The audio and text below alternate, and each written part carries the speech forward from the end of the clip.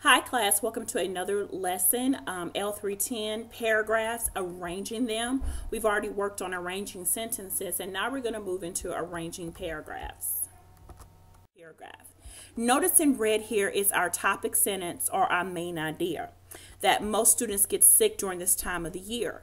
And then we backed it up in white here by giving examples. Ryan said he'd been coughing, Madison had a fever, and several other students had been absent. And then we have a nice conclusion sentence that wraps all of this up and still supports the idea that it's the winter months or a time where students and teachers need to stack up on germ eggs. So here we have a paragraph again that has a good, in red here, a topic sentence. We have supporting details in white. And our yellow sentence here is our good concluding sentence. And do you notice that it's in order? We start off with our topic sentence, we put our examples here, and we have a conclusion sentence. So in this new lesson, that's what we're going to be talking about. We're going to be focusing on the parts of a paragraph and most importantly, making sure that we have a logical order. But let's start off first talking about a topic sentence. The topic sentence should state the main idea of your paragraph. It's usually the first sentence, but guys, it can be anywhere, okay? It's that main idea, what is all of this about sentence. It's what the paragraph about is. Again, if you're just having a hard time understanding the topic sentence, it's why am I writing this paragraph? That's your topic sentence. It's going to give general overall information. Remember in L300 we talked about giving a general sentence to a specific detail. Here's an example, very general. Star Academy students all wear uniforms. Very general. Now let's get specific. Kyle Dias always wears his vest and tie each day. So we went from general, all Star Academy students, to very specific by mentioning Kyle. So your main idea sentence or your topic sentence is that general sentence. Keep that in mind. Let's look at an example. Cam Newton is the best football player in the NFL. Notice that it is going to be a very general statement. It's going to be, probably I'm going to put this as my first sentence, but here's just an example of a good topic sentence, and we're going to add to it in just a little bit. Now, here is an example that I kind of made into my own from Paceware. Star Academy students can earn high school credits. Taylor earned high school credits in English, math, science, and social studies. Now, if you saw these two sentences on your Paceware test and you were asked which one was the main idea, hopefully you would say that the second sentence is an example of the topic sentence. So notice here, this is a very general statement, Star Academy students. So let me get my highlighter out or my laser pointer here. Notice this says Star Academy students. It's very general, not a particular student, so it's the main idea or your topic sentence. Here, we actually gave an example of a student, so this would not be the topic sentence. Your topic sentence here is Star Academy students. So the second sentence, which mentions Taylor, is an example of the topic sentence. And we're going to talk in just a minute about what that second sentence would be. All right? So here is a group of sentences that will make a paragraph. So I want you to take a minute, pause the recording here, read all 4 sentences, and write down the one sentence that you think is the topic sentence, the general main idea sentence. Hopefully after reading through these sentences, you guys were able to figure out, here it is, many of my students are preparing for high school. Very general, doesn't name a particular student, it's just as many of my students. And then I get particular with Justin and Wyatt and Amir. So the one sentence that's the topic sentence, that main idea, that general information sentence is the third one here. Many of my students are preparing for high school. So that's just a little sample of finding a topic sentence. Now you're going to take a break here, and if you want to, you can keep on watching the recording, but the second part, supporting details and concluding sentences, will be assigned in the next lesson. So watch for a Remind 101 for when the second part of this video is due. But if you like, you may stop here or you can keep going. For those of you who took a break, welcome back. And for those of you who stayed with me, we just talked about topic sentences. And we said that topic sentences are their general overall statement sentence, and it's the main idea of the paragraph. But now we're going to talk about supporting details and what do they do? Well, they do just that. They support your topic or your main idea sentence. Okay, let me give you some proof or some examples of this main idea. Again, this is important, so make sure you get this in your notes. Supporting details can be examples, they can be facts, they can be numbers. They're anything to support your main idea. The big thing here is they have to be related to your topic or main idea. If my paragraph is about Star Academy students, I don't want to start talking about the optional side of the school because my main sentence, my topic sentence said Star Academy students. So you want to make sure that you stick to the correct supporting details. And a lot of times your signal word or transition word will be in front of a supporting detail. That's when those come in and they're, hey, look at me. You'll see the word for example or next or also. These words let you know that you have supporting details. So let's go back to my original. You remember my original sample topic sentence? Cam Newton is the best player in the NFL. That's my topic sentence. Well, if I'm going to make a paragraph, I'm going to have to support that. Here's an example. To begin, Cam threw for over 4,000 yards in his first season in the NFL. Well, what are the keys here to let me know that this is support detail? For one thing, it supports the fact that Cam Newton is the best player. I started off here, notice, look at this. You have a signal word to let you know that I have a supporting detail. It contains some facts or numbers right here to let you know it's supporting details. Also, it still mentions the fact that we're talking about Cam Newton still and that he's a player in the NFL. So again, keep those details in mind when you're looking for supporting details. Again, they're going to support your main idea. It could be examples, facts, or numbers. Has to be related to your main topic.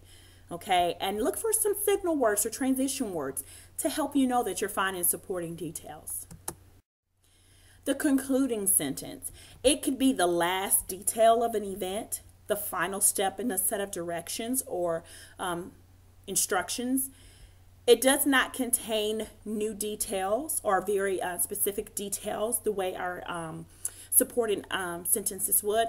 And again, there are some very good giveaways that you have your concluding sentences. Look at transition words like finally, last, later, in conclusion, a final step, in the end. Okay, you could have a story here. So these are good transitional words to let you know that I'm at the end, I'm concluding. Now, I want you to read these 4 sentences. And I want you to pause the recording and write down what you think would be the concluding sentence out of these 4. They make a paragraph. So which one do you believe would be the last step, the last event? Pause the recording and figure it out. Hopefully you were able to use the transition word later to let you know that this would be the concluding sentence. Later, the French introduced the racket. So again, look for little hints, little clues, little tips to let you know that you have a concluding sentence. Now, time for a break. The third part of your lesson will be due later in the week. You can either continue to watch the video or you can take a break here and pay attention to Remind 101 when the third part of the video is done. Welcome back for those of you who took a break, and if you've kept going, I'm glad you stuck with me. We've learned a lot about paragraphs. We've talked about topic sentences, those main idea sentences. We've also talked about supporting details, that they have to relate to the main idea, that there's some really good transitional words, for example, another step, words like that to help you know you have a supporting detail. Remember, again, numbers, facts, anything that supports the main idea. And we also talked about concluding sentences. They're going to be that last step, the last fact, the last issue. There are some really good transitional words there too, like in conclusion, a last step. Words like that to help you know you have a concluding sentence. Now, when we originally talked about a good paragraph, we said that things had to be logical. We said that your supporting details have to support the main idea. So let's talk a little bit about unrelated details. From time to time, we get off topic. And a long time ago, this was the statement: if it don't fit, you must have quit. Basically, if it has no business there, get it out of there, okay? Simply put, all sentences must relate or work with your topic sentence or main idea. Okay, a well-written paragraph should only deal with one idea. So sometimes when you're working in this lesson, they're going to give you 2 paragraphs that have been smushed together. It's going to be on you to figure out, hey, did this just go to a brand new idea? Okay, so remember, a paragraph sticks to one idea. One idea, okay? Keep that in mind. And so once you have that topic sentence, every other sentence in that paragraph should be about that topic sentence. If you go to the left or to the right, or you go somewhere else, shouldn't be there. Get it out of there. Here's an example. Pay attention as I read this to you. Mrs. Story gave her students a new assignment. They had to create a timeline about the digestive process. Sierra hated studying about the digestive process. The students had to choose a food and send it through their timelines. Now, our main idea or topic sentence is what? Yeah, Miss Story gave her students a new assignment. Well, let's find the supporting details about that assignment. Well, we know it's about timeline, about the digestive process, and we know students have to choose a food and send it through the timeline.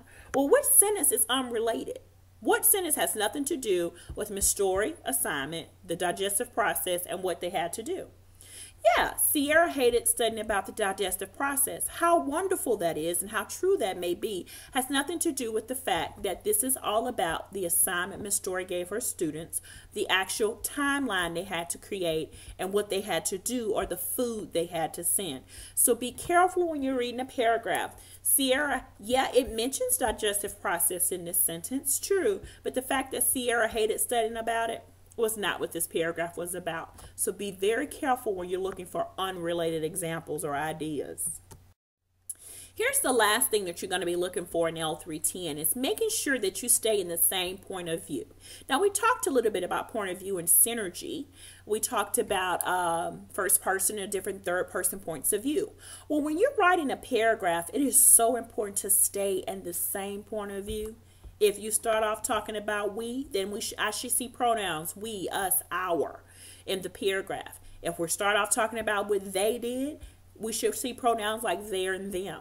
So let's read this paragraph here and let me see, can you figure out the exact moment when we shift point of view? We had so much fun at the movies. All of our friends showed up. You would have loved the movie. We all plan to go to the movies next week. Well, where did I start? I started with we. So I should see pronouns like we, us, and our. So in the first sentence, I see we. And the next sentence, I see our. This sentence, I see you. And the final sentence, we see we. Well, which one doesn't fit in that family of point of view? Yes, it's the you. You would have loved the movie. So this paragraph shifted point of view right here with this pronoun you. So be very careful that your paragraph remains in the same point of view. This is something else you're going to see as you're working in 310. And guess what? That's all you need to know about arranging paragraphs. Topic sentences, supporting details, concluding sentences, making sure that you get rid of any unrelated ideas, and making sure you stay in the same point of view. Are you ready to test? I hope so. I'll see you in class.